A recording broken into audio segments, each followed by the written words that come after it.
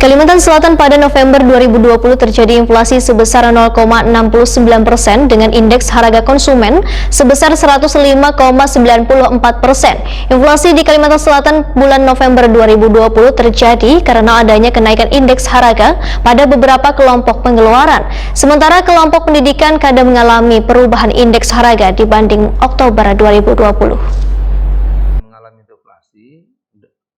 Deflasi terdalam di Kalimantan Selatan pada November 2020 terjadi inflasi sebesar 0,69% dengan indeks harga konsumen sebesar 105,94%. Inflasi di Kalimantan Selatan bulan November 2020 terjadi karena adanya kenaikan indeks harga pada beberapa kelompok pengeluaran, yaitu kelompok pakaian wan alas kaki sebesar 1,52%, kelompok transportasi wan kelompok makanan, minuman wan tembakau sebesar 1,22%, kelompok kesehatan sebesar 1,12%, kelompok rekreasi olahraga wan budaya sebesar 0,98%, kelompok perumahan banyu listrik gas wan bahan bakar lainnya sebesar 0,24%, kelompok perlengkapan peralatan wan pemeliharaan rutin rumah tangga sebesar 0,22%, kelompok penyediaan makanan wan minuman restoran sebesar 0,18%, kelompok informasi komunikasi wan jasa keuangan sebesar 0,01%. Sedangkan kelompok yang mengalami penurunan indeks harga yaitu kelompok perawatan pribadi wan jasa lainnya sebesar 0,17%. Demikian disampaikan Kepala BPS Provinsi Kalimantan Selatan Muhammad Edi Mahmud SSIMP secara virtual jelang tengah hari Selasa 1 Desember 2020. Sementara kelompok pendidikan kadang mengalami perubahan indeks harga dibanding Oktober 2020. Beberapa komoditas yang mengalami kenaikan harga dengan andil inflasi tertinggi di Kalimantan Selatan, ujar Muhammad Edi Mahmud, antara lain angkutan udara, daging ayam ras, bawang habang,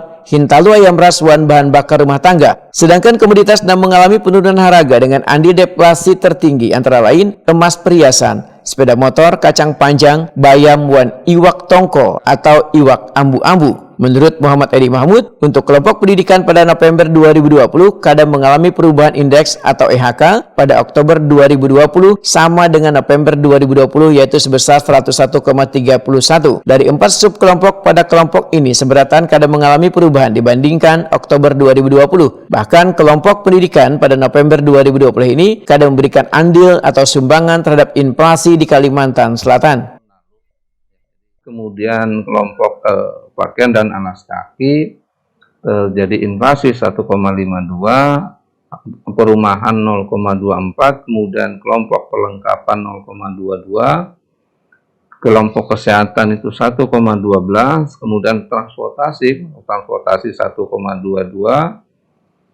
kemudian kelompok lain informasi 0,01, kemudian kelompok rekreasi 0,98, pendidikan stagnan ya, stabil pada, kemudian penyediaan makanan dan minuman 0,18, dan satu-satunya kelompok yang mengalami deflasi di Kalimantan Selatan pada bulan November ini adalah kelompok perawatan pribadi dan jasa lainnya sebesar minus 0,17.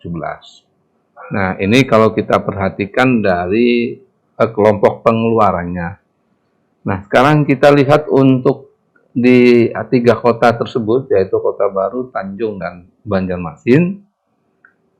Sebetulnya ketiga-tiganya pada bulan November ini mengalami inflasi. Yang terendah itu ada di Kota Baru ya, barangkali 0,1% saja pada bulan November. Kemudian di Kota Tanjung itu 0,71%. Serta di Banjarmasin terjadi inflasi 0,75%.